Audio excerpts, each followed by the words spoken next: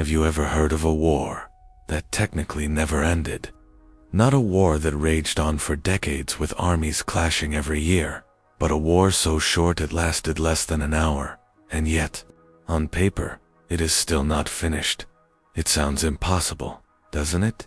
But history is full of strange riddles. And this one begins in the late 19th century, in a small island off the coast of East Africa, Zanzibar. On the morning of August 27th, 1896, the world witnessed the shortest war ever recorded between the mighty British Empire, ruler of the seas, and the Sultanate of Zanzibar, a jewel of the Indian Ocean. The war lasted only 38 minutes, but here's the twist. While the battle ended almost instantly, the legal state of war between the two nations was never properly resolved. Some historians whisper that, in a sense, Britain and Zanzibar were technically at war for decades, and this story of forgotten declarations, treaties half signed, and hidden conflicts still lingering in dusty archives, is what we are going to explore tonight. So, close your eyes, relax, and let's travel back to the Indian Ocean in the 1890s, to the day the shortest war in history began. Chapter 1: Zanzibar, the island of spices, the jewel of the ocean. Imagine the soft waves of the Indian Ocean, gentle and endless, rolling onto the white beaches of an island that, for centuries, was known as a paradise. Zanzibar. The name alone carried a kind of magic. Sailors whispered it across stormy seas. Merchants murmured it in crowded markets. Poets and storytellers spoke of it as though it were half a dream, half a legend.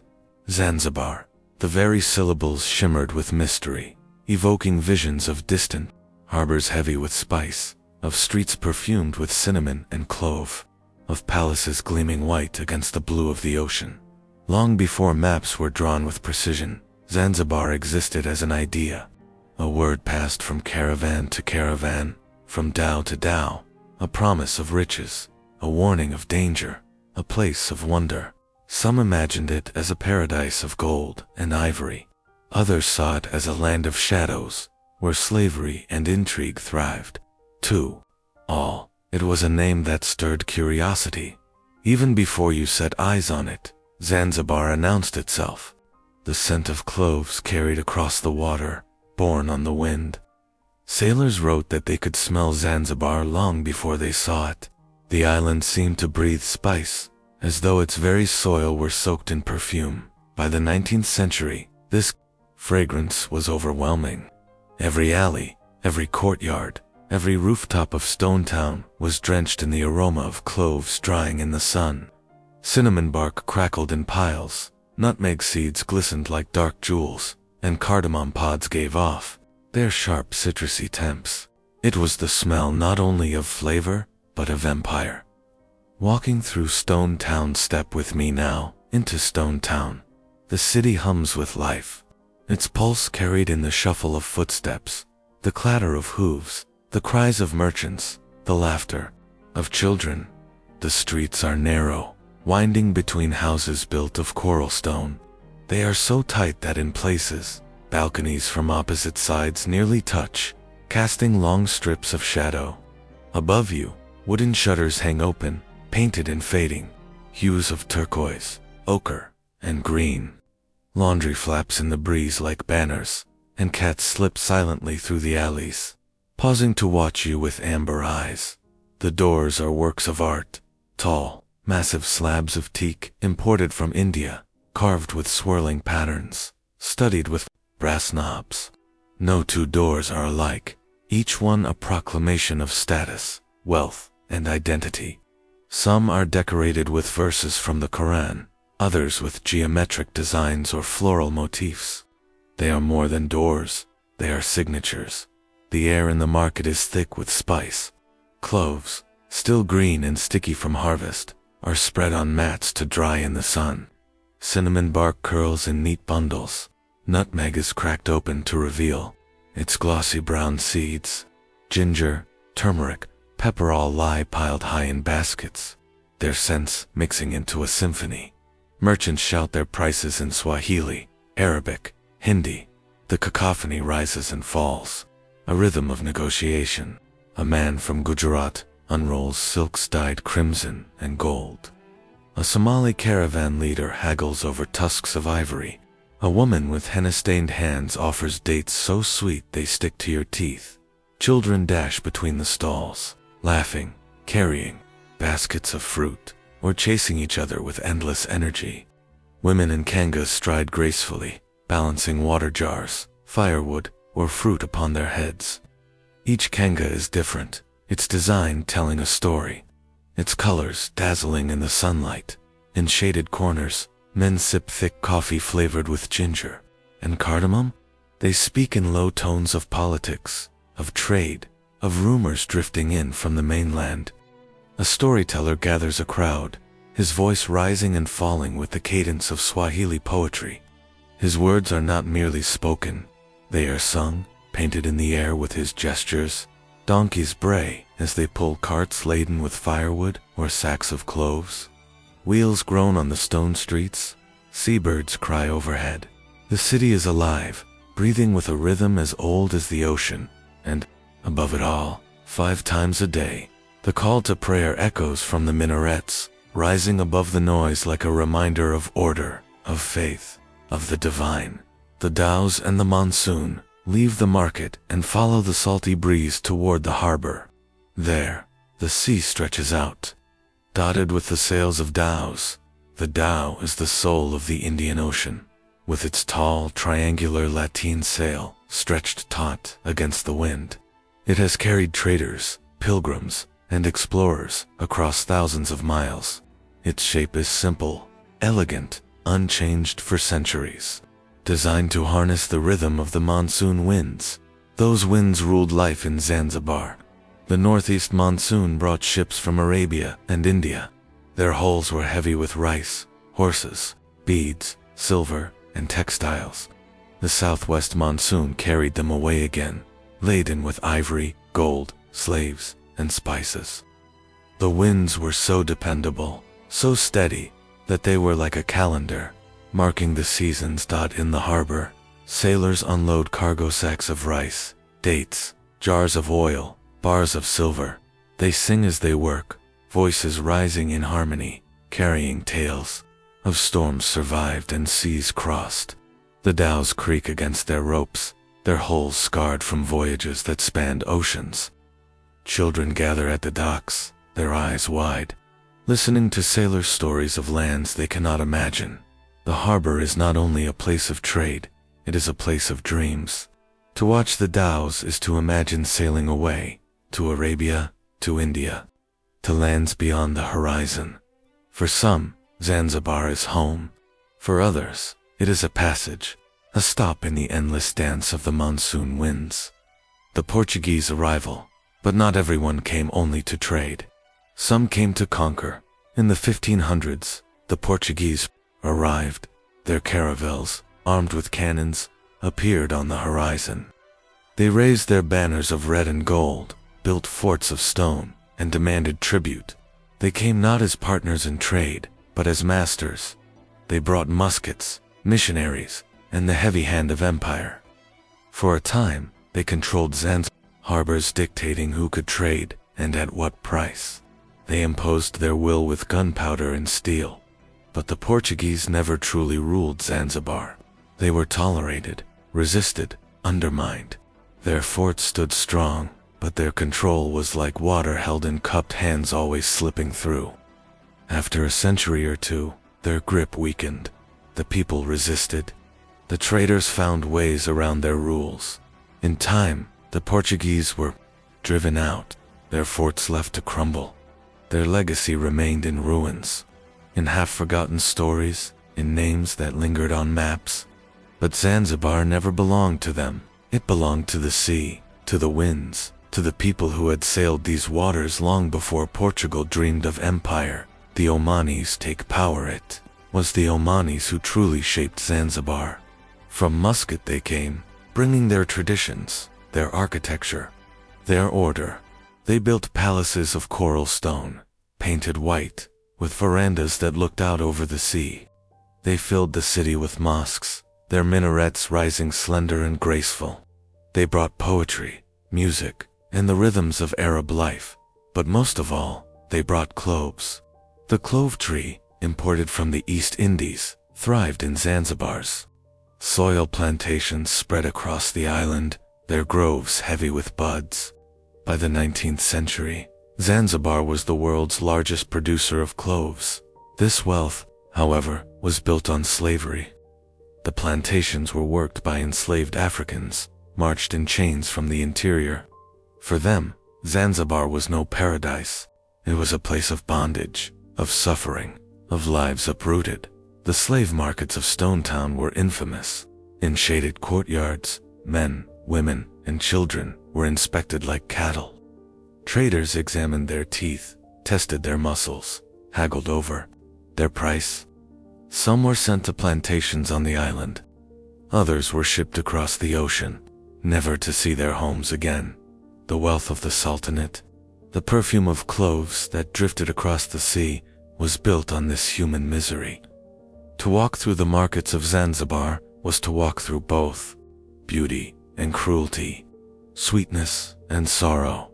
Stone Town, as Kapelwen Sultan said, Ben Sultan moved his capital from Muscat to Zanzibar in the early 19th century. It was a bold declaration. No longer would Muscat be the heart of his empire, Zanzibar would be. Stone Town blossomed. Palaces rose along the waterfront. The House of Wonders, with its great clock and wide verandas, was the marvel of East Africa. Indian merchants built mansions with balconies carved in delicate patterns, their windows set with colorful glass. The streets became a mosaic of cultures, each adding their own patterns to the city. Diplomats from Britain, France, and Germany established consulates. Their flags fluttered along the harbor. Traders poured in from Gujarat, Arabia, Persia, and the Swahili coast. Stone Town was no longer just a trading post, it was a capital, a cosmopolitan hub of politics, poetry, commerce, and intrigue. Swahili, the language of trade, blossomed into a language of poetry and diplomacy. Its rhythms carried Bantu roots, Arabic vocabulary, and traces of Persian, Portuguese, and Hindi. It was the voice of a people who had always been connected by the sea, the voice of the coast itself. Music filled the city. The oud from Arabia blended with African drums, creating rhythms that were at once foreign and familiar. Songs told stories of love, of faith, of journeys across the ocean. Stone Town was alive, a city of many faces, many voices, many dreams. The shadow of empire. But shadows crept closer. Britain's empire stretched across the globe, its ships patrolling the seas, its merchants demanding order. Germany, newly united, sought its own share of Africa. The continent was being carved into territories and faraway European capitals. Zanzibar, rich, strategic, irresistible, could not remain untouched. The Sultan's throne stood on shifting sands. Every decision was scrutinized. Every alliance carried risk. The palace loomed above the city, a symbol of wealth, but also of fragility. Power in Zanzibar was like a dhow upon the ocean. It sailed smoothly when the winds were favorable, but a storm could overturn it in an instant. And the storm was coming. Chapter 2. The Sudden Death of a Sultan. The day began like so many others in Stone Town. The sun rose pale and amber over the Indian Ocean, casting long streaks of gold across the harbor. Fishermen hauled their dhows ashore, nets glistening with the silver bodies of the morning catch. Merchants opened their stalls, sweeping dust from thresholds, arranging baskets of spice and fruit. Children chased one another barefoot through the narrow alleys, their laughter echoing against the coral stone walls. But within the palace, the rhythm of life faltered. Courtiers moved more quickly than usual. Servants whispered in corners. Guards glanced at one another with unease. The Sultan was unwell. Sultan Hamid bin Thuwaini had ruled Zanzibar since 1893, for 3 short years. His presence had been steady, though never entirely independent. He had cooperated with the British, tolerated their consuls, and allowed their navy to patrol the seas against the slave trade. The empire considered him a reliable ally, a man who would not challenge their growing authority. Yet power in Zanzibar was fragile. It clung to rumor as much as it clung to armies. And on this morning, whispers were spreading through the palace like smoke. The Sultan was gravely ill. The Sultan's rule, Hamid's reign, had been marked not by grand achievements, but by accommodation. He understood the reality of his time. Britain was the master of the seas, and Zanzibar could not resist.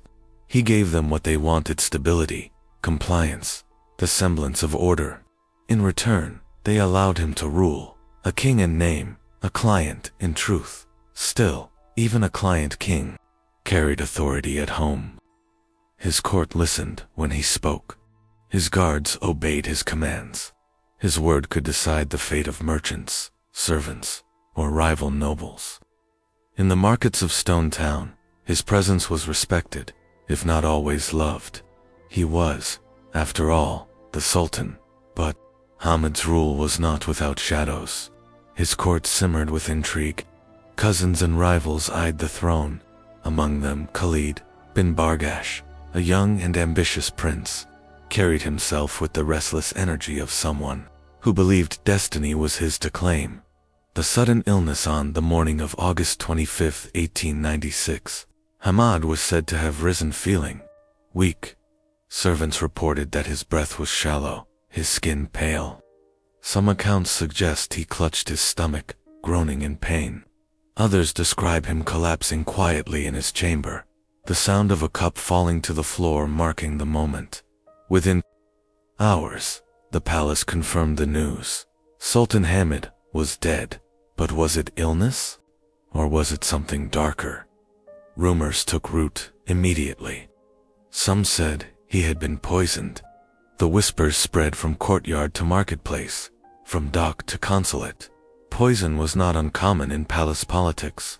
A cup of coffee, a dish of food, a slip of powder, such things had ended dynasties before.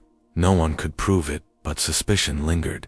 His death had come too suddenly, too conveniently, for it to be accepted as natural. The ripple of shock, the news raced through Stone Town like fire through dry grass. In the markets, merchants paused mid-sentence. In the alleys, children stopped their games. Fishermen, still repairing their nets, lifted their heads in disbelief. The Sultan dead so soon. In the palace, the air grew tense. Courtiers gathered in hushed groups, weighing their words carefully. Servants tried to continue their duties, but their hands trembled. Guards stood stiff at their posts, eyes darting toward the inner chambers. In times of uncertainty, fear travels quickly. Everyone knew what the death of a sultan meant, a contest for the throne. And in Zanzibar, such contests could be swift, brutal, and decisive. Khalid bin Barghash. At the center of that contest stood Khalid bin Barghash. Khalid was young only, in his mid-20s, but he carried himself with confidence. His features were sharp, his eyes restless. He was ambitious, perhaps reckless, but undeniably charismatic. He had long resented Britain's interference, long dreamed of asserting Zanzibar's independence. To him, Hamid's death was not only tragedy, it was opportunity. Without hesitation, he moved to seize the palace. His supporters rallied to his side. Guards loyal to him threw open the gates. Within hours, he declared himself sultan. The transition was as sudden as Hamid's death. Where one sultan had fallen, another now stood, bold and unyielding. British disapproval. But Khalid had made a grave miscalculation. He had not consulted the British to the empire. Such oversight was unforgivable. Britain had its own candidate in Mind, a man they considered pliant, obedient, willing to follow their lead. Khalid was the opposite, ambitious, independent, a prince who might challenge their authority. The British consul, Basil Cave, learned of Hamid's death and Khalid's proclamation almost simultaneously. To him, it was a crisis. He wrote in dispatches that Khalid's succession was entirely unacceptable. Britain, he argued, could not allow such a man to sit on the throne. The empire had no patience for leaders who acted without their blessing. The atmosphere in the palace inside the palace. However, Khalid wasted no time. He ordered guards to secure the gates. He sent messengers through Stone Town, summoning allies, demanding loyalty. Cannons were rolled into position near the palace walls. The courtyard filled with armed men soldiers, servants pressed into duty, followers eager to show their allegiance.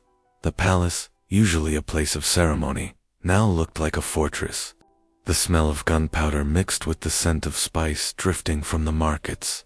The sound of drums echoed through the alleys, signaling defiance. Khalid stood on the balcony, gazing over the harbor, where British warships loomed. He knew they would not approve. He knew they might act, but he did not falter. Reflections on power in Zanzibar was fragile as the sails of a dhow in changing winds. It was not merely about armies or weapons, it was about recognition, legitimacy, perception. A sultan without recognition from the British was a sultan whose throne stood on sand. But Khalid gambled. He believed strength could secure legitimacy. He believed that, if he acted quickly, decisively, he could hold the palace long enough to force the empire's hand. It was a bold move. It was also a dangerous one. Basil Cave's Dilemma 4.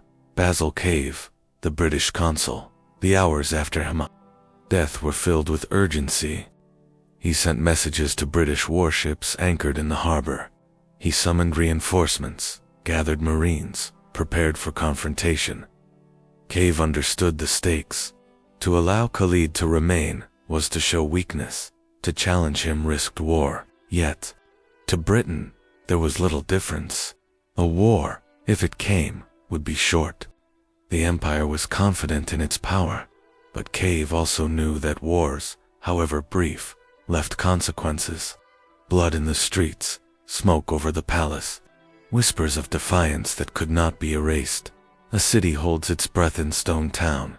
The people waited. Some supported Khalid, seeing in him a chance for independence. Others feared him, sensing that his defiance would bring destruction. Shops remained open, but uneasily. Merchants sold their spices, their silks, their ivory, but their eyes flicked toward the palace. Children played, but more quietly. Fishermen hauled their nets, but spoke in hushed tones. Everyone knew that change had come. Everyone knew that the death of Hamad was not the end of a chapter. It was the beginning of a storm. A reflection on rumor. Rumor is a kind of power. It travels faster than soldiers, strikes deeper than cannons. In Zanzibar, rumor was as much a weapon as any sword. Hamid's death was rumored to be poison. Khalid's claim to the throne was rumored to be illegitimate. Britain's response was rumored to be swift and merciless. Each whisper added weight to the tension, each rumor shaping the decisions of men in power. And so, on that day in August 1896, Zanzibar stood on a knife's edge. The Sultan was dead. A new ruler had seized the throne. The empire bristled in the harbor. The stage was set. The atmosphere has turned to sorrow. If you stood at the water's edge that evening, the sea itself would have seemed to hesitate, as though it too were listening.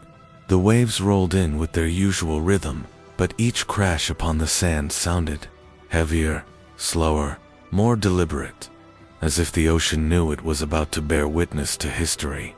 Out on the horizon, the last light of the sun lingered, painting the sky in layers of copper and violet.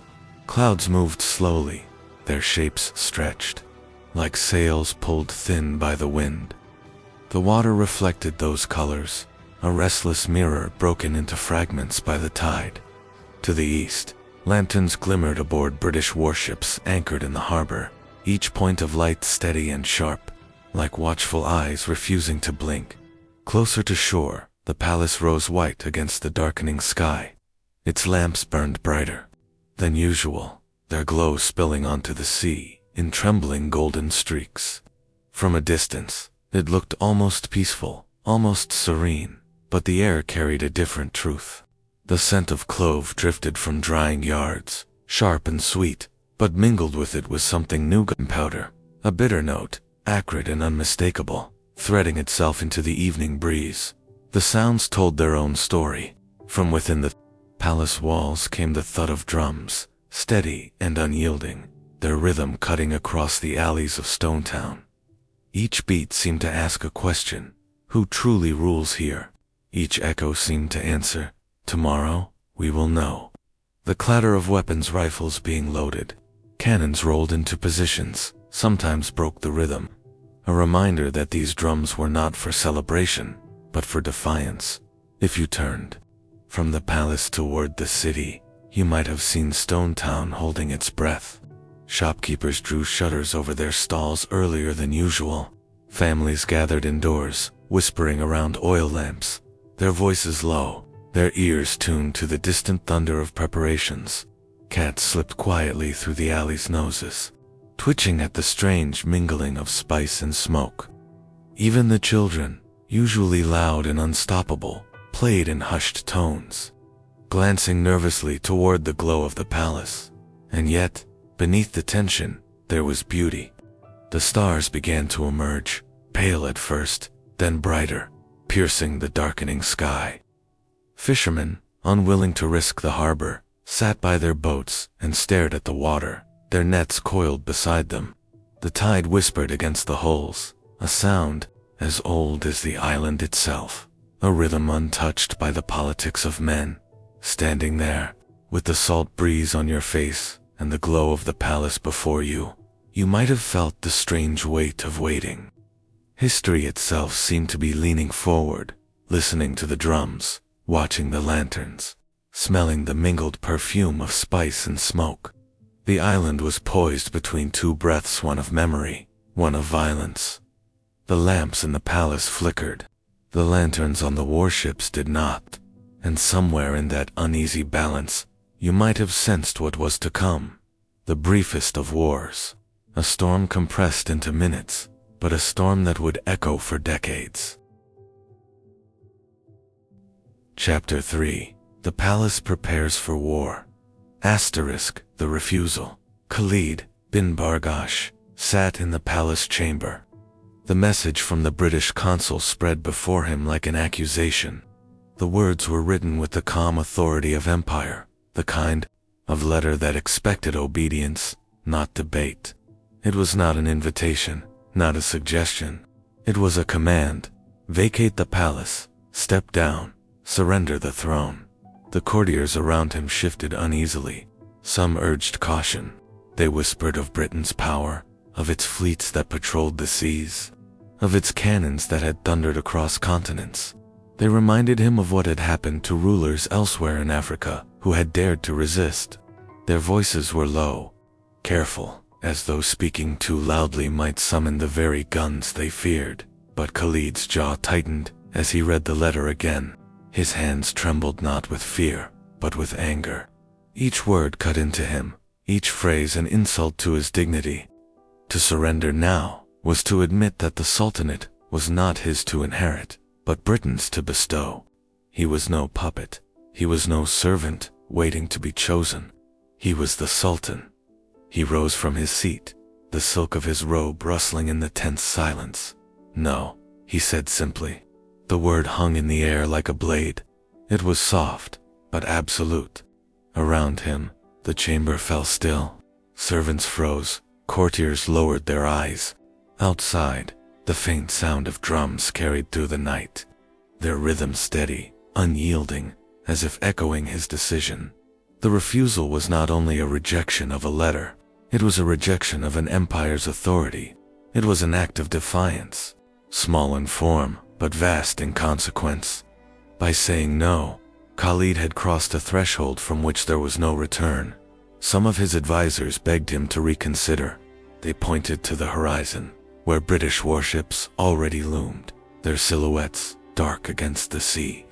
They spoke of cannons, of marines, of the sheer impossibility of victory. Their words were filled with reason, but reason had no place in Khalid's heart that night. He remembered his cousin Hamid, the late Sultan, who had bowed to Britain's every wish. A ruler tolerated, yes, but respected, no. Hamid had been a caretaker of Britain's interests, a figure seated on a throne that was no longer his own. Khalid would not share that fate. He would not wear a crown on Britain's terms. His refusal was as much about pride as it was about power. Pride in his bloodline, pride in Zanzibar's history, pride in the belief that sovereignty was worth more than survival. To accept Britain's demand was to erase himself, to dissolve into their shadow. Better, he thought, to burn brightly for a single day than to linger as a dim light under foreign rule. The room stirred with his resolve. Guards straightened at the edges of the chamber, their hands tightening on spears and rifles. Loyal followers looked at one another, a silent exchange passing between them. If the Sultan would not yield, neither would they. Khalid walked to the balcony and looked out over the harbor. The warships lay there, steady and patient, their lanterns glowing like watchful eyes. He could almost hear the hum of their engines, feel the weight of their cannons, aimed toward the shore. They waited, confident, certain he would bend. He whispered into the night air, though whether to himself, to his ancestors, or to God, no one could say, "Let them come." With those words, the palace ceased to be a home and became a fortress. Courtyards filled with soldiers. Cannons were dragged into position. Servants were handed rifles. The refusal had reshaped the world inside those walls. From that moment forward, every action, every heartbeat, carried the shadow of what was to come. The refusal was not a single act, it was a declaration, a line drawn in the sand, an announcement that Khalid would not step aside quietly, even if the empire itself bore down upon him.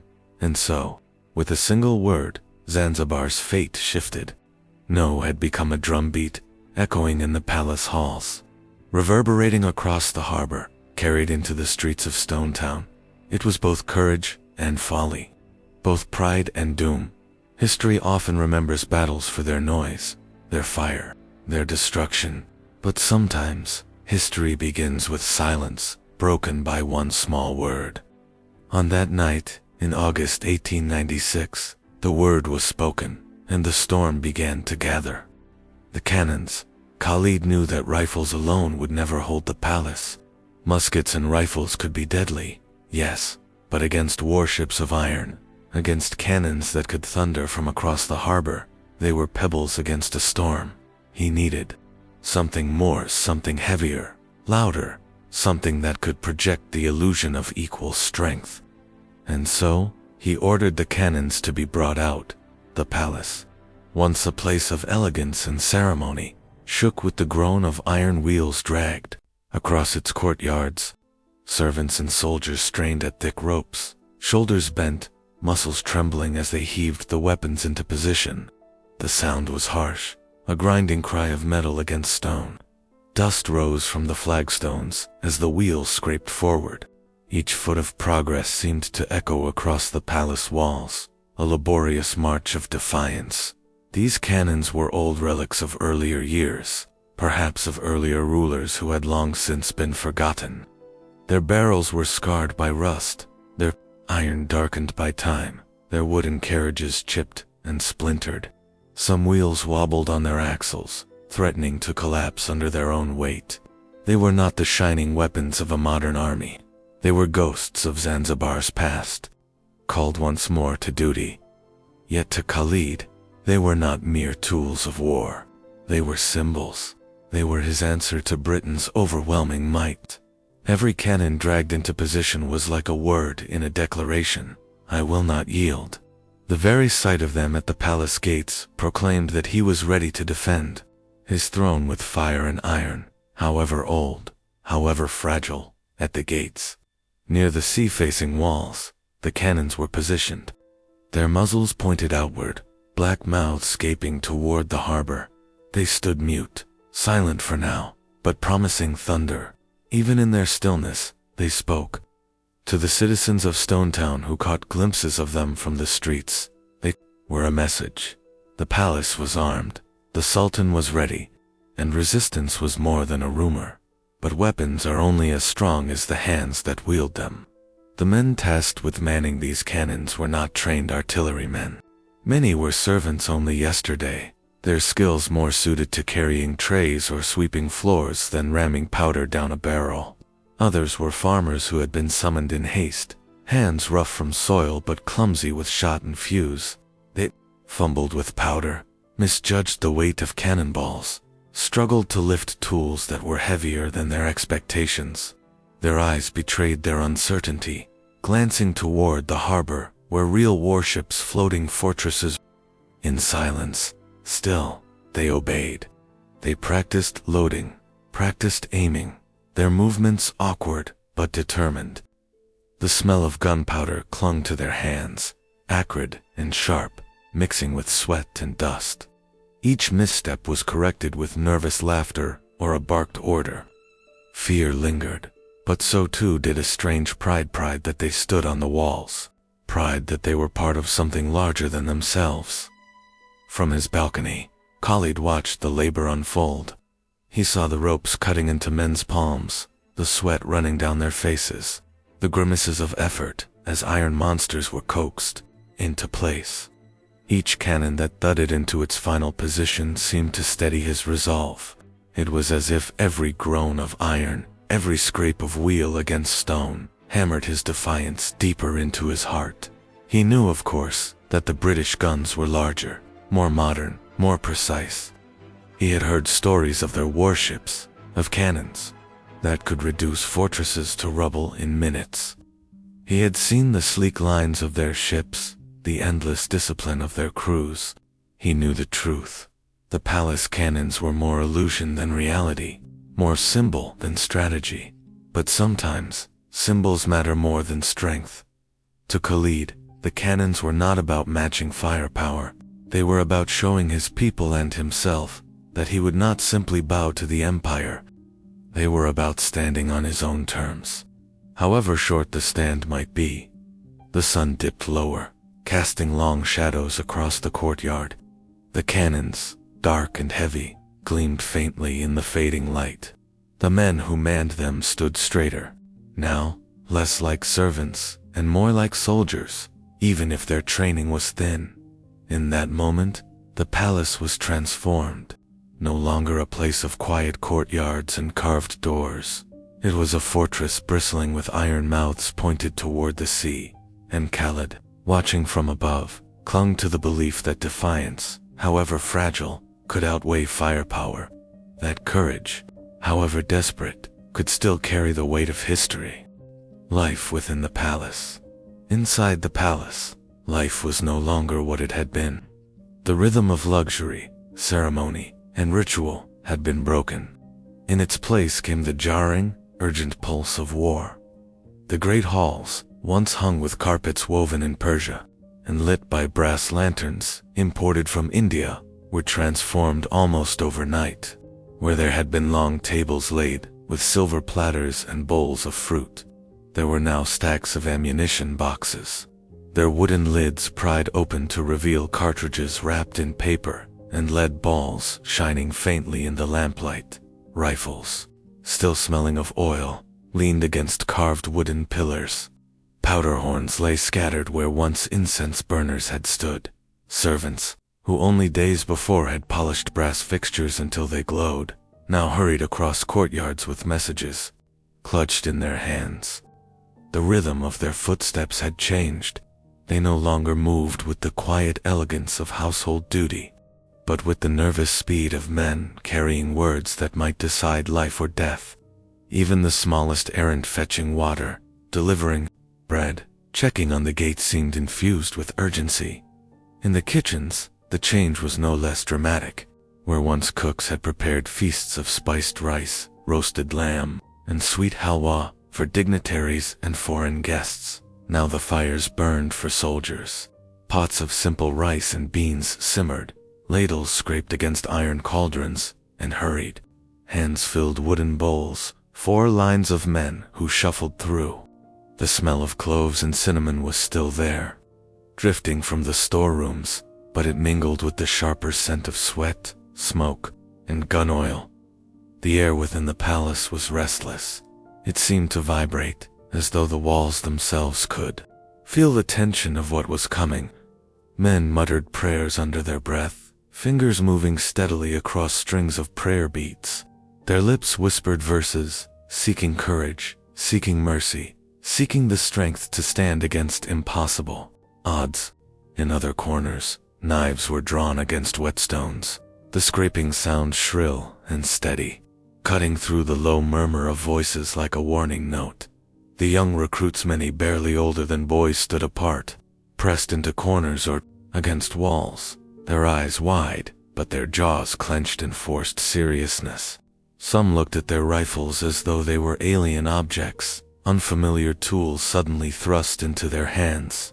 Others tried to mimic the stances of older soldiers, holding themselves stiff and tall, as though posture alone could hide their trembling. Their fear was visible, yet they hid it behind rigid expressions, unwilling to show weakness in a place where courage had become the most valuable currency.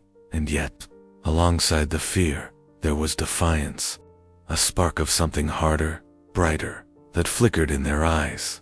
Many believed, truly believed, that Allah would grant victory to the righteous.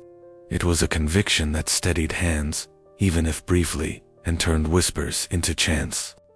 They spoke of Khalid as a sultan, chosen by destiny, a ruler whose courage was proof enough that his cause was just. They called him brave, chosen, a man who would resist where others had bowed. When those chants rose together, echoing off the coral stone walls, the sound was powerful. The palace, filled with soldiers and servants, seemed for a moment less like a fortress of fear and more like a temple of defiance. Voices lifted, repeating phrases of loyalty, of faith, of determination, until even the youngest recruits joined in, their nervous stares replaced by a kind of fierce belonging. Still, between the shouts of defiance, quieter moments persisted. A soldier leaned against a column, eyes closed, whispering the names of his children. A cook paused with a ladle in his hand, staring out through a narrow window toward the sea, where the silhouettes of British warships lay waiting. A servant carrying a basket of dates glanced down at his trembling hands and forced himself to walk straighter, as if posture could banish terror. The palace was alive with contradictions, fear and courage, silence and shouting, prayers and the clatter of weapons all lived side by side, like notes of different songs colliding in the same chamber.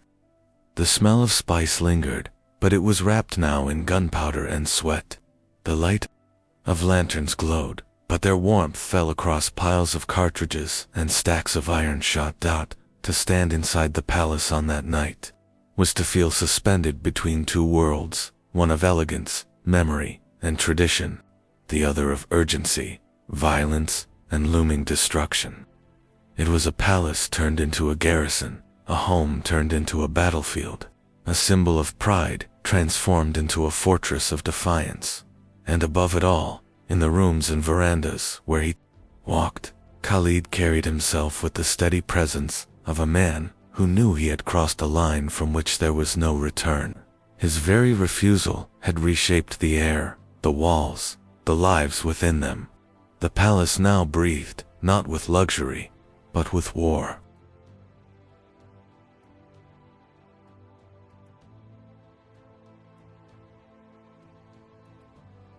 The city watches dot beyond the palace walls. Stonetown watched uneasily. The markets still opened, but the atmosphere was different. Merchants sold cloves, ivory, and fabrics, but their eyes flicked constantly toward the palace. The sound of drums drifted through the streets, steady, unyielding. Each beat was a reminder. The Sultan is preparing. The city is no longer at peace. Children played more quietly than usual, glancing nervously at the harbor, where British warships loomed. Mothers drew them inside earlier than usual, lighting lamps against the growing dusk. Men gathered at coffeehouses, voices lowered, speculation thick. Some supported Khalid, admiring his courage. Others feared his recklessness, predicting that the British would respond with overwhelming force. The city seemed to breathe differently that evening. Each inhalation shallow, each exhalation hesitant. The people knew that the death of Sultan Hamad had unsettled the balance, and Khalid's defiance had tipped it further still. Something was coming, something inevitable. The arrival of the British fleet. By the evening of August 26th, the sea itself seemed to hold its breath. The waters of the Indian Ocean, usually restless with waves and the pull of tide, had grown strangely calm, as if the horizon itself was waiting for something.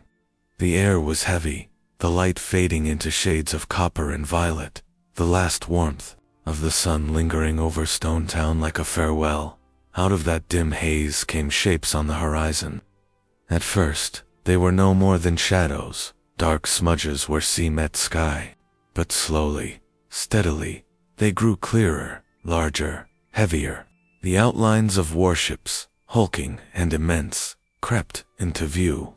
Their hulls glistened with salt spray, iron catching the faint light. Their masts and funnels rose like dark towers against the evening sky. One by one they appeared, the names carried from mouth to mouth among those who recognized them. HMS St. George, HMS Philomel, HMS Raccoon. To the British, they were ordinary ships of duty, but to the people watching from the shore, they were giants. Each bristled with cannons capable of reducing the palace, the pride of Zanzibar, the seat of its sultan, to rubble in minutes. The people on shore gathered quietly along the harbor walls, their voices low, their eyes wide. Some clutched children against their sides, pointing toward the looming shadows. Others shook their heads, muttering prayers under their breath. There was awe, yes, but also dread. To some, the sight was reassuring. The empire had arrived, and order would be restored. To others, it was terrifying proof that destruction was imminent, that the fragile balance of their island had already been shattered. The ships moved with the grace of predators, slow and deliberate. They did not hurry. They did not need to. Their very pace was a statement of confidence. As the anchors dropped into the sea with a heavy splash, the sound carried across the water, a noise as final as a gavel striking wood. Lanterns were lit. Along the decks, small points of light glowing against the darkness. They flickered steadily, their reflections shimmering in the rippling water. From the shore, those lights looked like a line of watchful eyes, staring, unblinking, toward the palace. On deck, British sailors moved with disciplined efficiency. They polished cannons, coiled ropes into perfect spirals, checked ammunition with steady hands. Their movements were calm, almost casual, the routine of men who had done this 100 times before. There was no panic, no hesitation, only method.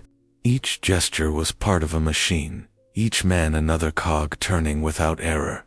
The calmness of their preparations stood in sharp contrast to the frantic energy inside the palace, where untrained recruits fumbled with rifles and cannons groaned as they were dragged into place. From his balcony, Khalid bin Barghash stood in silence, watching.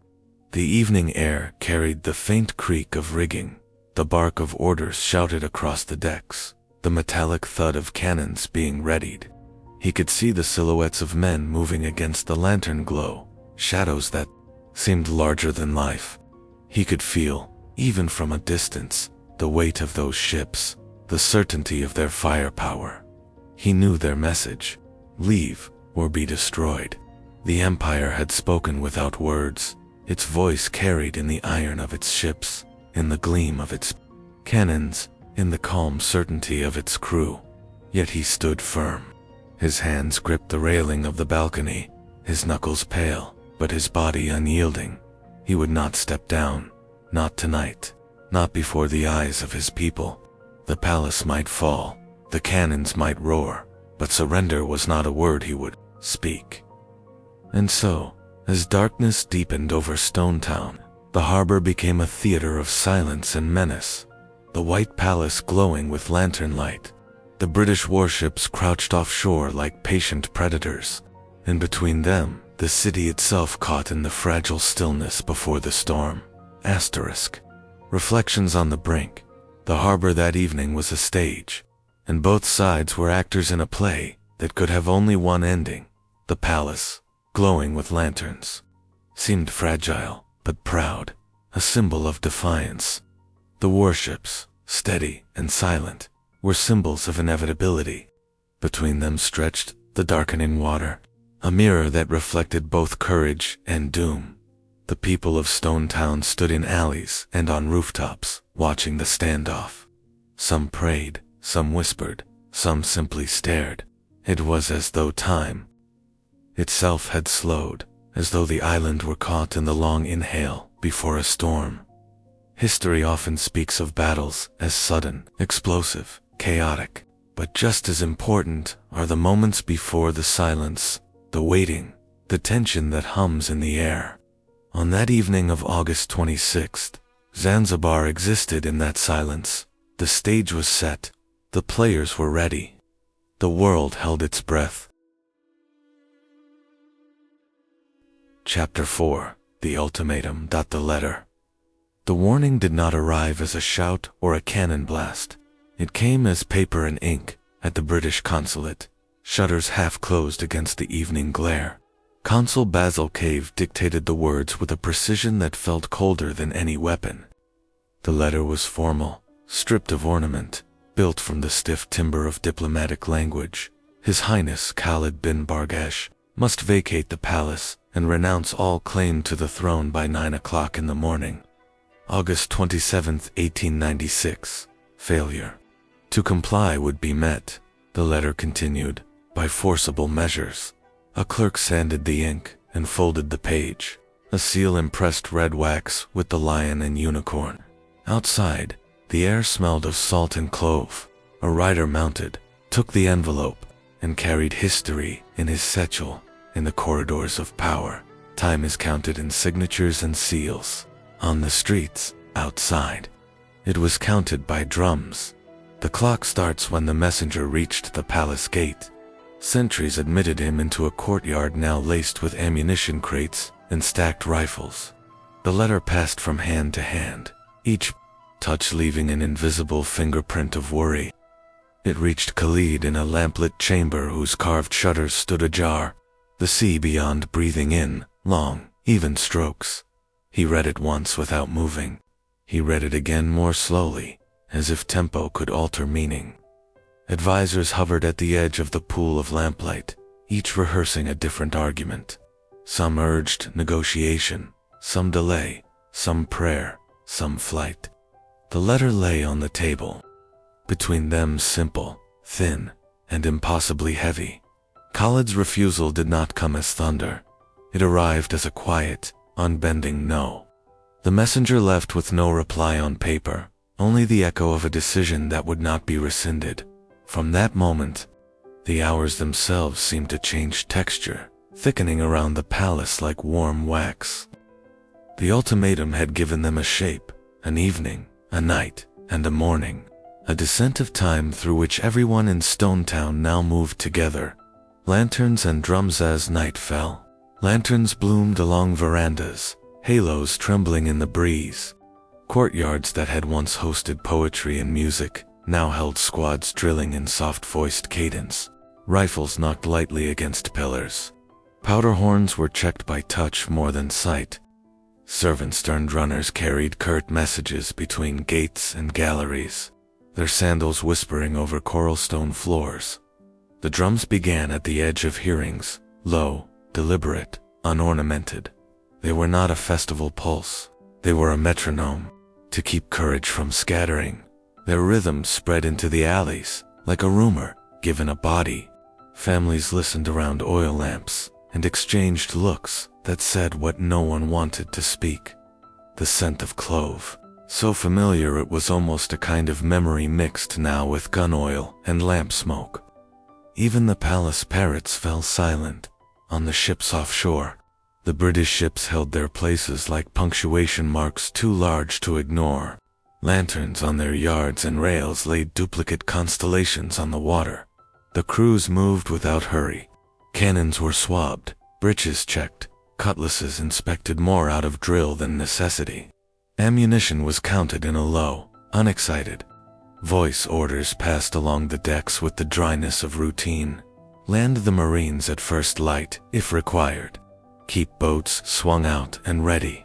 Range the palace frontage by bearings from the lighthouse and minaret. Signal flags so bright by day were folded for the night, their meanings resting until dawn. On the flagship's quarterdeck, an officer traced the harbor line with a finger, rehearsing arcs of fire the way a scholar rehearses a theorem. Nothing aboard suggested haste. Confidence can be as loud as a cheer or as quiet as tidy coils of rope. Here it was the latter. In the consulate, Basil Cave did not sleep. He drafted and redrafted telegraphs to the Foreign Office in sentences that walked the narrow plank between certainty and caution.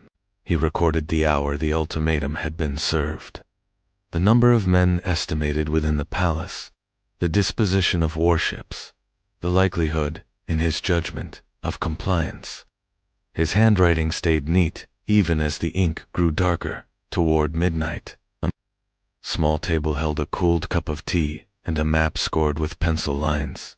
With a ruler he measured the palace frontage in thumb breadths, then measured consequence with the same calm tool. An aide ventured once to ask whether a last attempt at persuasion should be made. Cave nodded and sent another note, respectful, final, almost pleading by omission. The note did not return. The city's nightstone town adjusted itself around the ultimatum, like cloth around a frame. Shopkeepers latched shutters earlier than usual, but not so early as to seem afraid. Fishermen coiled their nets and stayed ashore, listening to the harbor talk to itself. Cats threaded the alleys with a diplomat's caution. Muezzins lifted the call to the night prayer, and the syllables seemed to linger a heartbeat longer over the rooftops before falling in a shaded yard. A teacher explained to a boy how to read the stars if dawn delayed itself. In a kitchen, a woman packed bread and dates against the needs of morning. Under a balcony, two friends argued softly. One swore the British would not fire on a palace. The other said palaces had burned for less. No one spoke of leaving. There is a way people sit closer to one another when history is near, as if proximity itself were a kind of shelter. Within the palace's architecture, verandas, galleries, the long run of rooms with doors aligned to tug a breeze indoors had been designed for ceremony and weather. It accepted the new use awkwardly but without protest. Where carpets had softened footfall, crates now made it hollow. Where censers had perfumed the air, oil rags now did. The past and the present overlapped, like two transparencies held to the same window. Khalid moved from room to room, collecting information and leaving instruction. He asked after the gate chains, the cannon crews, the reserves of powder. He paused once at an open shutter to breathe the salt and to watch a lamp burn steady, as if steadiness were contagious. An aide handed him a prayer string.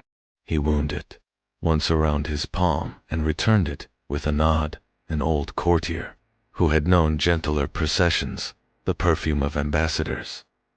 The argument of jewelers watched the young, tense faces and murmured a verse about patience. The verse did what verses do. It made a little space in which to breathe. The mathematics of dawn ultimatums translate morality into arithmetic. 9 o'clock on the 27th was not an opinion, it was a coordinate. Every action drew closer to it.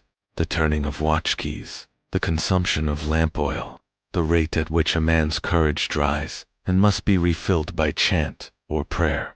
Beneath the time, logistics stacked themselves like quiet stones. Powder must be near the guns, but not so near that one spark could end more than it meant to. Water must be at hand. Wounds must be imagined before they arrive. Messengers must know not only what to say, but how fast a body can traverse a corridor when the floor is littered with crates. Across the water, the British did their own arithmetic. Range tables, fuses, angles, the way sound carries over warm air at dawn. Both sides believed in numbers for opposite reasons. One, as a promise of precision, The other is a bulwark against unpredictability. Numbers comfort because they do not tremble. Another note, another silence just past midnight. A final communication left the consulate. It restated the hour. It described, in the neutral voice of bureaucracy, what failure to comply would compel. It offered, in a last threadbare way, the escape hatch of a white flag. The palace replied with the language of light. More lanterns were lit, as if illumination itself could add a second skin to the walls. The tides and the wind toward the small hours, the tide turned, making a faint, sucking sound under the pilings of the quay. A wind change slid along the alleys and lifted a corner of a banner at the palace gate. Sailors on the ships cocked their heads, measuring the air with an animal's accuracy. In bedrooms near the harbor, people pulled the sheet to their shoulders and felt, without waking fully, that something in the dark had shifted from one hip to the other. A guard at the eastern gate yawned and then apologized to the night for doing so. He could not tell whether the sound he heard was the sea or his own blood. Little histories in an anteroom. A scribe folded a small stack of personal letters for men who might not see noon, tucking them with care into a wooden tray. In the kitchens, a boy burned his fingers on a kettle and laughed because the pain was so ordinary amid the extraordinariness of the hour. On a stepsil, 2 stray dogs arranged themselves with the authority of proprietors and slept. A seamstress who had been mending curtains made 3 quick bandage rolls from an old coverlet and set them where someone would find them, and then, because habit is a kind of prayer, she threaded a needle for the morning. The last council just before dawn, a meeting. Not grand, not long. Advisors spoke in low, even voices, not to persuade now, but to clarify. One mentioned a name the British preferred. Another murmured that the German consulate might open its gate. A third reminded the room that a man may carry both dignity and caution without spilling either. Khalid listened as one listens to weather, accepting the information and choosing the clothes himself. When they finished, he thanked them without ceremony. If resolve had a sound, it would be the click of a latch closing firmly, but without anger. He sent for a tray of dates and shared them around the room. Dawn, the first call to prayer, unstitched the darkness. It braided the city again, rooftop to rooftop, ship to shore, minaret to veranda. Men on deck paused. Men at the palace gates bowed their heads. Women in kitchens set cups upright in a neat row before stepping onto the mat. The light arrived not as a shout, but as a gradual permission to see, and with the light came clarity of lines. The palace walls regained their whiteness. The ships recovered their scale. The water between them resumed being measurable rather than imagined. A gull practiced 3 slow, foolish loops over the palace and made even soldiers smile, briefly, at its irrelevance. A launch put off from one of the ships, with the purposeful wobble of such craft, carrying an officer and a flag that meant, in the world's compressed vocabulary, "This is the last time." The palace received the boat with formality, and no movement toward change. After 5 minutes of polite futility, the sea accepted the launch back without comment. 8:30, the city wore a strange tidiness. Streets looked recently swept, though no one had done so. Faces were washed, shirts were straightened, belts were adjusted. This is how people prepare for an event they cannot affect. They arrange the small things they can control. On the decks, sailors took their places beside numbered guns. Officers lifted binoculars. A bugle tested a fragment of breath. On shore, cannon crews spat into their palms and shifted their weight from foot to foot. The drums inside the palace slowed, as if saving strength for later. Basil Cave stood at a window with his notebook and wrote a single line. No sign of compliance. 5 to 8:55. The harbor gathered itself.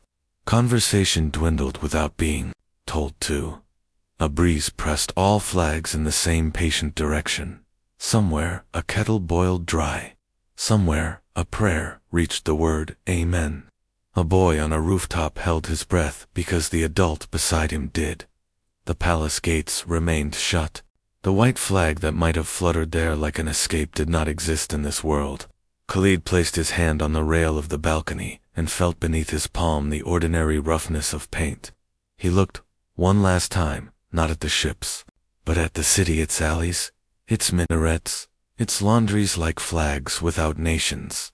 On the flagship, a signal flag climbed the halyard and bloomed into meaning. Men who had learned to read such flowers took their stations. Time, which had felt syrup-thick all night, snapped into a wire. 9. The ultimatum's hour arrived with the untheatrical quiet that always attends the exact moment of a deadline. Nothing exploded. Nothing cried out. 2 clocks in 2 different buildings ticked, one a fraction behind the other, and then agreed. Across water and stone and skin. The sentence Basil Cave had written the previous evening finished itself. Vacate. By 9 or face consequences. The deadline had become the present. The present stood perfectly still, for the span of a held breath.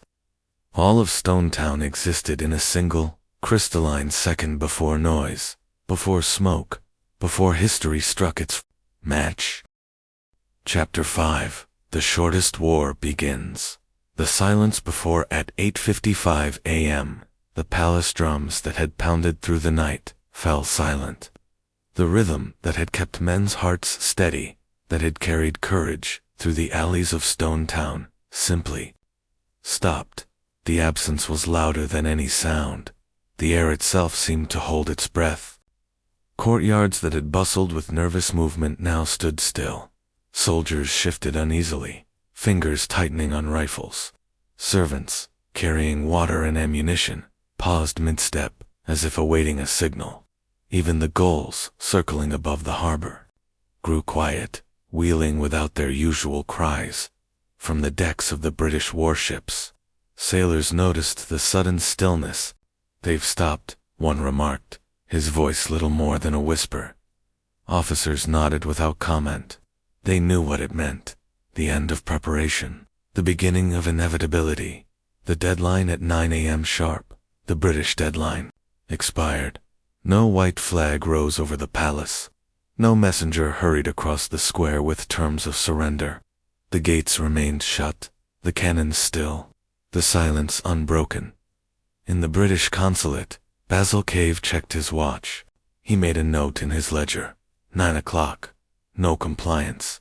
The line was neat, unemotional, but the ink seemed darker on the page. On HMS St. George, the admiral gave a simple nod.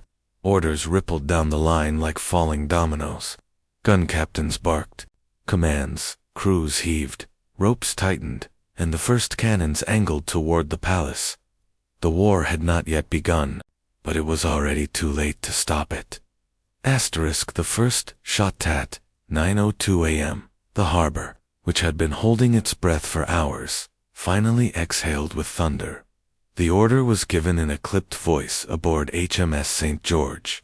The gun captain barked commands, and the crew, already drilled, already waiting, moved as one. Powder was rammed, the shell seated, the breech locked with a final metallic snap. For a moment, everything held still. Men poised at their stations. The gun elevated toward the palace, the air thick with expectation, then dash fire. The cannon spat smoke and flame, its roar tearing across the water like the voice of a god. The recoil jolted the gun backward, the deck quivering beneath the sailors' boots. Men braced themselves against the shock, teeth clenched, shoulders locked, bodies practiced in absorbing the violence of their own weapon. A haze of smoke drifted immediately, acrid and gray, curling around the rigging. Across the harbor, a heartbeat later, the palace answered not with defiance, but with pain. The shell slammed into its outer wall with devastating force. White plaster burst apart in a violent cloud of dust, rising like a storm into the morning air. The impact tore through stone and wood, shattering beams, ripping apart the delicate latticework of a balcony that had once overlooked the harbor with pride. Carved railings, the work of artisans long gone, splintered into deadly fragments. They tumbled into the courtyard below, striking men who had been standing at their posts, their shouts drowned by the echo of the explosion. Inside, soldiers staggered, ears ringing, eyes wide from the shockwave that rolled through the hallways. Some dropped their rifles in surprise, fumbling to recover them. Others pressed their hands over their ears, faces contorted in pain as dust rained down from cracked ceilings. A few stood frozen, unable to process what had just happened. Moment when waiting had ended and war had truly begun. For the people of Stone Town, the noise was unbearable. The sound carried through every alley, every narrow street, bouncing off coralstone walls until it seemed the entire city was shaking. Windows rattled violently, glass panes cracked and shattered. Shutters slammed open with the force of the air itself. Children screamed. Mothers snatched them up, rushing into doorways or pressing them against their skirts. Fathers looked toward the harbor, some in awe, some in horror, some with the grim recognition that what they had feared had finally arrived. The air itself seemed to change. A sharp wind carried the acrid temps of gunpowder across the waterfront. It mingled with the sweet, lingering scent of clove from the markets, a strange and bitter perfume that would forever mark the memory of that morning in the palace courtyard. The defenders coughed and stumbled through the haze, trying to find one another in the swirling dust. Some shouted orders, voices ragged and hoarse, barely audible over the ringing in their ears. Others scrambled to man the old cannons, their hands shaking, their movements clumsy. The very first shot had already told them what they had dreaded. The British firepower was overwhelming, precise, merciless.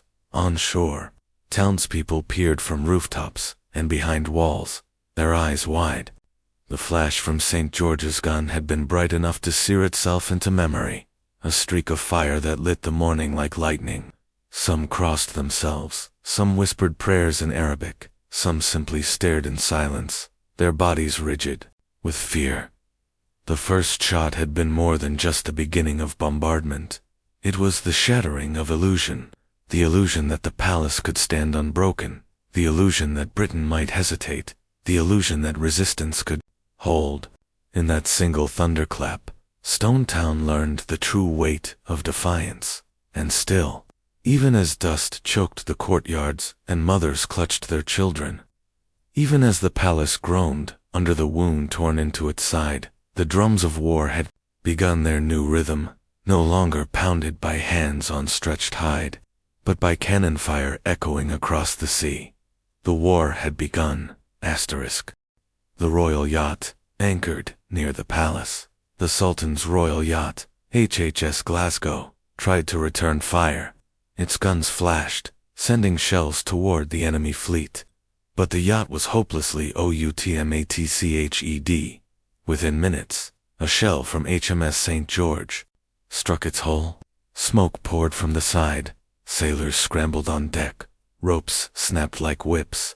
Another hit shattered its mast, sending wood crashing across the deck. By 9:15 a.m., the yacht was sinking, listing heavily as men leaped into the water. From the palace balcony, Khalid watched his ship go down. The vessel that had once been a symbol of prestige, of royal ceremony and dignity, was now a broken skeleton in the harbor, the ruin of the palace. The bombardment intensified. Shells tore through walls, collapsing roofs into rooms still crowded with men. Fire spread quickly, flames climbing the wooden beams, smoke billowing out through shattered windows. By 9:30 a.m., the palace was a ruin. Its once proud white facade was blackened and cracked, its courtyards strewn with rubble. The great carved doors that had guarded its halls for generations lay shattered on the ground. Hundreds were dead or wounded. Some lay crushed beneath stone, others torn by shrapnel, others choked by smoke. The air was thick with cries of pain, of panic, of prayers whispered in the last moments of breath. The flight. Khalid, seeing the devastation, knew the battle was lost. His resolve, so fierce the night before, could not stand against firepower that reduced stone to dust. Surrounded by advisors, he made the only choice left to him: flight. Escorted by a small group of loyal guards, he slipped out of the palace through a side passage. Smoke cloaked his departure, covering him like a reluctant ally. Across the streets, past terrified citizens, he made his way toward the German consulate. By the time he reached its gates, the war was already over. The war's end, at 9:40 a.m., barely 38 minutes after it had begun, the thunder of war died away. The last shell echoed across the harbor, rolled over the rooftops of Stone Town, and faded into silence. What had been relentless sound, the pounding rhythm of cannon after cannon, collapsed into stillness so sudden it seemed unnatural, like a theater where the curtain had fallen too quickly. The palace was in ruins. Walls that had stood for generations now gaped open, their stones scattered across the courtyards. Roofs lay caved in, beams jutting out like broken ribs. The proud balconies that had once looked over the harbor with elegance were splintered wreckage, their carved wood blackened and burned. Smoke rose from shattered windows, thick and dark, drifting upward into the sky in towering columns visible for miles in the harbor. The Sultan's yacht, HHS Glasgow, was no more than a half-submerged carcass. Its masts lay broken, its hull tilted awkwardly as the sea swallowed it inch by inch. Waves lapped against its side, pulling planks and debris into the water. Lifeboats hastily launched, floated aimlessly, some capsized, others crowded with survivors, clinging to them in silence, their faces gray with shock. The square before the palace was a field of wreckage. Masonry and plaster lay strewn in heaps. Shards of glass glittered among the dust, and fragments of cannon shot rolled still hot across the ground. The cries of the wounded pierced the airmen, calling for water, for help, for loved ones already lost. Some dragged themselves through the rubble, others lay motionless where they had fallen. Their voices mingled with the steady crackle of fire consuming what remained of wooden beams and curtains, each flame licking greedily at what the bombardment had spared. Stone Town itself seemed frozen, caught between horror and disbelief. Mothers pressed children against their skirts, shielding their eyes from the sight of ruin. Merchants peered from shuttered shops, their hands trembling against the wooden slats.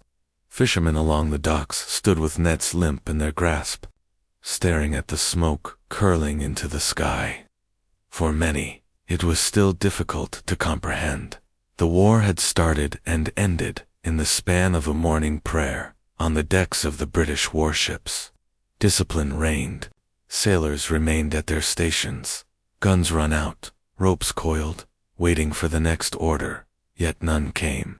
The admiral stood on the quarterdeck, spyglass still in hand, watching the palace smolder. Slowly, he lowered it, the gesture calm, almost casual. He gave no speech, no triumphant cry. He simply turned and nodded once. The order was clear: stand down. The silence that followed was heavier than the noise that had preceded it. The harbor, only moments ago a cauldron of thunder and smoke, was now filled with the eerie sounds of aftermath, the crackle of fire, the faint sobs of civilians, the groan of collapsing masonry.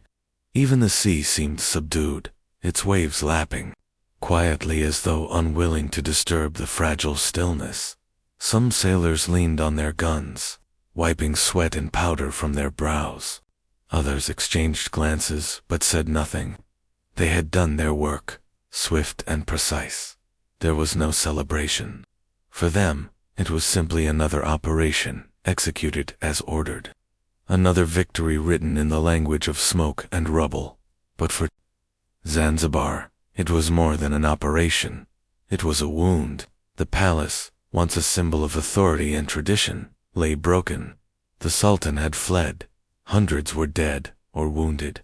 And though the war had lasted less than an hour, its memory would stretch across lifetimes. History would record it as the shortest war in human memory. 30-8 minutes, from first shot to final silence.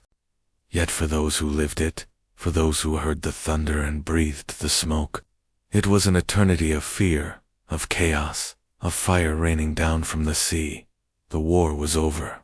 But its echoes had only just begun. Reflection, the war had lasted just 38 minutes, a war so short that some in the outer quarters of Stone Town did not realize it had happened until smoke drifted above the rooftops. A war so brief that a man could begin a morning prayer with the palace still whole and finish it. With the palace reduced to rubble, it was both the shortest war in recorded history and one of the most lopsided. On one side, an empire armed with steel and precision. On the other, a sultan's defiance, carried on cannons too old and men too untrained to resist. And yet, even in defeat, the memory lingered, for those who had stood inside the palace, for those who had watched from the alleys, for those who had smelled clove and gunpowder mingling in the air. The war was more than a statistic. It was a morning of fire and thunder that would never be forgotten. Chapter 6. What happened after? When the smoke cleared and the fires in Stone Town finally began to die down, the balance of power had already shifted.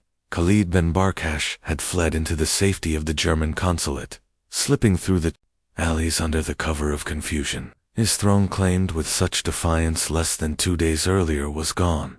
A new sultan was declared, one chosen not by the Council of Nobles, not by tradition or inheritance, but by the British. Their choice was Hamoud bin Mohammed, a man whose loyalty to the empire was unquestioned. His ascension was not a victory of lineage, but of politics, and with him seated on the throne, Zanzibar was transformed, not in name perhaps, but in reality, into a protectorate of the British Empire. The once proud palace still smoldered, its broken walls a blackened scar against the blue of the Indian Ocean. Ash drifted through courtyards where dignitaries had once walked, where musicians had once played in celebration. Now the ruins served as a stark reminder of how quickly power, carefully built over generations, could be reduced to rubble in less than an hour. British soldiers moved through the city to secure order, their boots striking against cobbled streets, their uniforms crisp against the haze of smoke. Merchants reopened their stalls cautiously, whispering to one another about the morning that had changed everything. Mothers hushed their children when they asked too many questions. And always, above it all, the warships remained in the harbor, silent and steady, their presence a promise and a threat. It seemed final. The palace destroyed, the sultan deposed, a new ruler installed, a flag of empire fluttering over the harbor. But here is where the story takes a strange turn, because, while the battle had ended, the paperwork had not. The puzzle of war and peace. Who study such things often remind us that wars do not end when the last cannon falls silent. They end on paper through treaties, declarations, agreements, written and signed in careful words. And in the case of the Anglo-Zanzibar War, the battle was over in 38 minutes, but the paperwork was less clear. Some argue that no formal peace treaty was ever signed between Britain and Zanzibar. There was a bombardment, there was a surrender, there was even a change of sultan, but the exact words that declare the war is ended were never officially written. Which leads to a curious thought, the rhetorical twist. Now, you may be thinking, wait a minute, a war that lasted 38 minutes. How could anyone call that the longest war in the world? Isn't it the opposite, the shortest? And you'd be right, at least, on the surface. 38 minutes is laughably brief compared to wars that dragged on for decades or even centuries. It is shorter than a football match, shorter than a morning lecture, shorter than some people's commute to work. But wars are measured not only in the time cannons roar, but also in the time they remain legally unresolved. And if no treaty was ever signed, then what does that mean? It means, at least in theory, that Britain and Zanzibar could have remained technically at war for years, decades. Even the battle was the shortest in history, but the war itself, the paperwork, may have stretched into the longest dot. It is one of history's little paradoxes, the shortest war. And, on paper, perhaps the longest. And Zanzibar is not alone in this strange category. There are other wars whose endings slipped into bureaucratic shadows. The Dutch Scilly War, declared in 1651 during England's Civil War, technically lasted more than 300 years, simply because no one remembered to sign a peace treaty. It wasn't until 1986, yes, the late 20th century, that officials finally declared peace, shaking hands over a war in which not a single shot was ever fired. Costa Rica, during World War I, formally declared war on Germany. Yet, when the fighting ended, they forgot the paperwork of peace. For decades, Costa Rica remained at least legally at war with a country that no longer remembered them as an enemy. It wasn't until the 1940s that the oversight was corrected. Even today, the Korean War has not been formally resolved. In 1953, North and South Korea signed an armistice to stop the fighting, but a peace treaty was never signed, which means, technically, the war is still ongoing, frozen in a strange, uneasy silence across the demilitarized zone. And yet, despite all these examples, the war in Zanzibar still stands apart. Because unlike the Dutch Scilly War, which was bloodless, or Costa Rica's forgotten declaration, or Korea's suspended stalemate, Zanzibar's war was both brutally real and absurdly brief. It began with smoke and thunder at 9:02 a.m., and it ended in ruins and silence by 9:40 a.m. A war short enough to be over before most people had finished their breakfast, yet strange enough to linger in archives for decades after the last cannon fell silent, the shortest war, and depending on how you count, the longest. Chapter 7. Zanzibar's Legacy. Today, when people hear the name Zanzibar, their minds often drift not to war, but to paradise. They imagine white sand beaches stretching for miles, waves lapping gently against the shore, coral reefs alive with color and teeming with fish.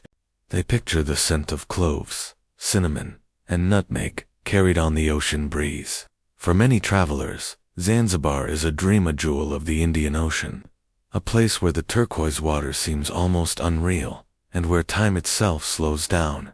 Tourists walk through the same stone town streets where once soldiers marched and drums of war echoed. They pass beneath carved wooden doors that have stood for centuries, doors whose brass studs once symbolized wealth and power. They wander narrow alleys, lit by flickering lanterns, tasting spiced tea and sweet halwa, hearing the call to prayer echo off coral stone walls. Few realize that in those very alleys, over a century ago, people huddled in fear as cannon fire tore into the palace. The palace grounds themselves are now a site of curiosity. Where smoke once rose and rubble lay scattered, visitors stroll through gardens, their guides telling stories of the morning when history's shortest war played out. Locals point to the ruins, reminding outsiders that beneath the beauty of Zanzibar lies a history both fragile and powerful. But for Zanzibaris, the war is not just a tourist tale. It is part of a legacy, a story passed down through generations, spoken of not only with sorrow, but also with resilience. It reminds them that their island, small as it may seem on a map, once stood at the center of global attention. For minutes, the eyes of the British Empire, the German consulate, and the Indian Ocean trade all focused on Zanzibar. Zanzibar's legacy is more than beaches and spices. It is remembered as a crossroads of cultures, African, Arab, Indian, European, all converging in one place. It is remembered for its role in the global spice trade, for its mosques and sultans, for its merchants and sailors. It is remembered for its beauty, yes, but also for its history of struggle, the struggle against slavery, the struggle of empires competing for control, the struggle of a sultan who dared to say no. The Anglo-Zanzibar War, though short, is a symbol of this fragility. It showed how quickly power could be lost, how suddenly the tides of history could turn. A palace reduced to rubble in less than an hour became a reminder that even the proudest of rulers can fall, and that the fate of nations can be decided not just by battles, but by paperwork, treaties, and the whims of empire. Today, Zanzibar is remembered as an icon of Tanzania, its history inseparable from its identity. The very name carries with it the romance of spices and the memory of conflict, the beauty of beaches and the scars of empire. It is a place where the past is never far away, where even as tourists snorkel in coral reefs or shop in bustling markets, the echoes of cannon fire linger faintly, like a story the island cannot forget. Zanzibar's legacy is this: an island of beauty, a land of memory, and a reminder that history can be both brief and eternal. So, was this war truly the shortest in history? Yes. Was it really never ended? That depends on how you define war.